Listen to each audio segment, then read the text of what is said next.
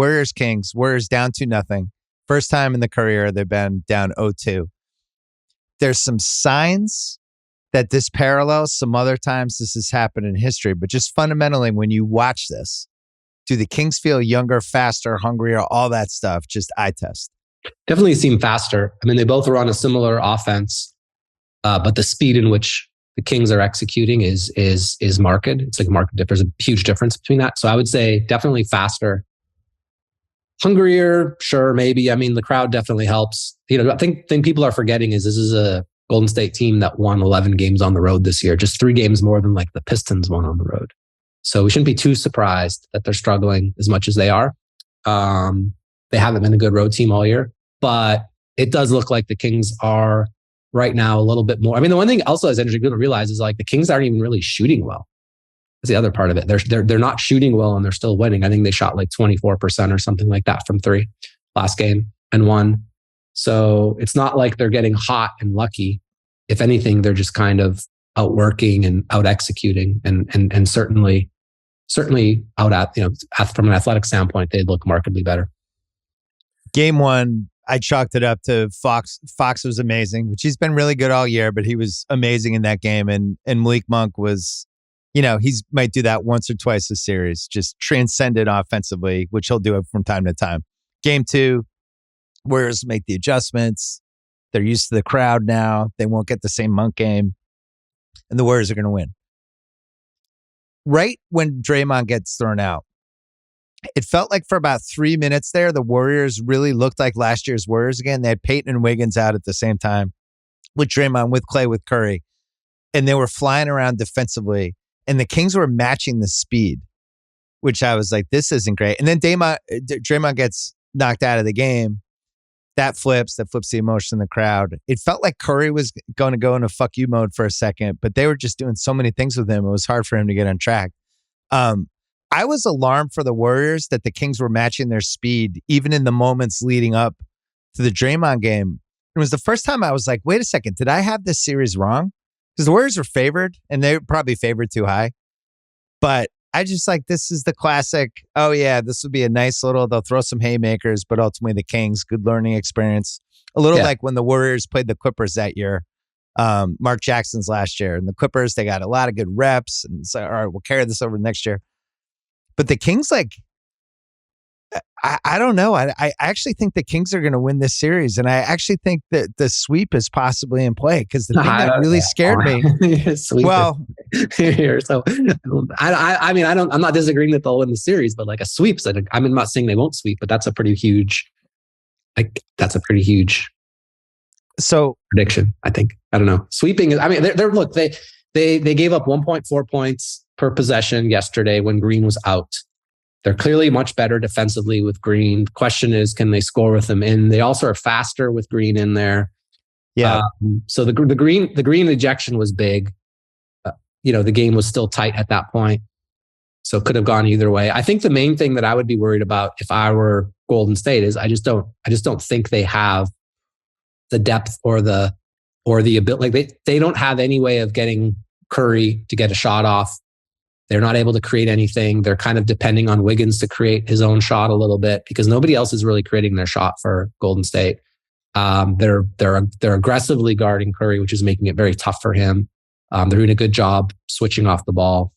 Yeah, I mean, I agree with you. The Kings look like they're much the better team, but I don't see it being a sweep or anything. I think there's a more likelier chance that it goes back 2-2 probably. You just made my case why there could be a sweep. And by the way, I'm not predicting that. I'm just saying for the first time, it felt like it was in play for me because what alarmed me about the Warriors, Curry was the only guy who seemed like he could create his own shot. The fact that Poole, like they got Poole and Kuminga and DDV combined, they played 33 minutes. They were 1 for 7. Right? Poole was awful.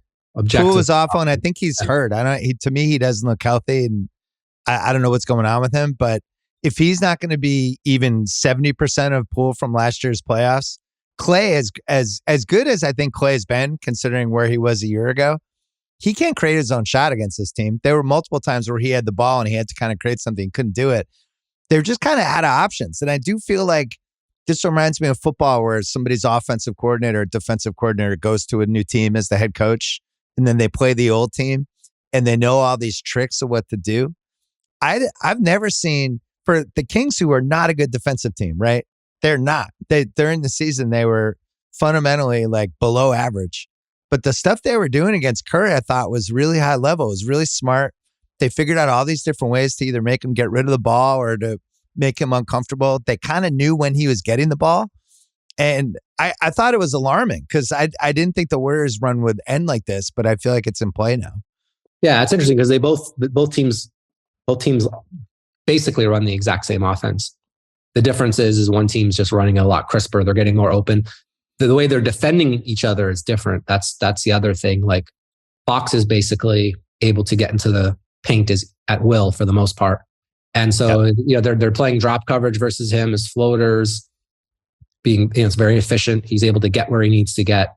The one thing is, like, if you watch the way they're guarding Sabonis, they had to get away from the Sabonis dribble handoff game just because the Warriors are playing off him so much. And Sabonis really hasn't really gotten anything going super efficiently. They got a little pick and roll action going with him later. But Looney's done a good job versus Sabonis, but they haven't really guarded anyone else effectively. There's nobody else who they've taken away. They took away Sabonis, and that was about it. And even Sabonis had a decent second half yesterday. Well, the other thing is their best defense for the Warriors, Peyton has to be out there, right? Peyton seems like the only guy on the team who can, I'm not even going to say guard Fox, but at least like make him work for whatever he's getting. Wiggins can guard him. I think that's the other one who can guard him, but it's a But now you're taking Wiggins off somebody else. Yeah, they don't really have anyone else though. Like, I mean, when Monk and Fox are out there, it's a challenge for sure. Right. That's what I mean. Yeah. But when their starting lineup, it's not that big of a deal, I don't think. Herter's done a decent job versus Curry. I just think that it'll be very difficult. I mean, it's Golden State is an awful road team. They have been a good home team. I'm not sure why they're as bad as they are on the road. I'm not saying this is I'm not discounting everything, but that's a tough arena to play in. The Kings played great. Their crowd definitely energized them. And it's not like Golden State was really like, wasn't ever really good all year anyways. You shouldn't have expected that much different, I suppose. What's alarming to me though about the Kings on the road? The Warriors on the road, because I've watched this a few times now, really since last couple months when they started to get in, at least we got to avoid the play-in mode. I've watched games on the road where they've played hard and gotten pretty good Curry games and still lost. Yeah. Like the infrastructure of what they have, I think, like yesterday is a good example, right? They get nothing from all the pool guys, DiVincenzo, all the kind of wild card guys, basically nothing from any of them. And then it's like, okay, if we just can keep Curry under 35, if they're playing Peyton and Draymond Green in the fourth quarter, like those guys aren't scoring. Mm-hmm. So now Clay or Wiggins has to have basically an awesome game to keep them into it. Wiggins, he's been better than I thought, but it still seems a little rusty. Yeah. And then Clay cannot create his own shot. If it's just like, hey, Clay, carry us the last 4 minutes, he's not going to be able to do it. So I don't know. I'm pretty alarmed for the Warriors. And I think it's going to come down to, ironically, Poole. If Poole can't give them extra offense, I just don't think they can score enough points to keep up with the Kings. Yeah. They got to get to like 120. Yeah, I think they've clearly obviously they've looked like a much better team than the Warriors. But again, I'll just go back to the fact that this is a team that was 33-8 at home, I believe Golden State was. Yeah. And so now they're going back home. But the pressure's on them. I mean, look, both of these games are must-win games for sure. So it'll be interesting to see how they respond. They've never been in this type of a hole before. But they were down 2-1 in the finals last year, were they not? I mean, it's not the same, but it's the finals versus the difference is last year you had Poole. Poole plays 22 games last year in the playoffs.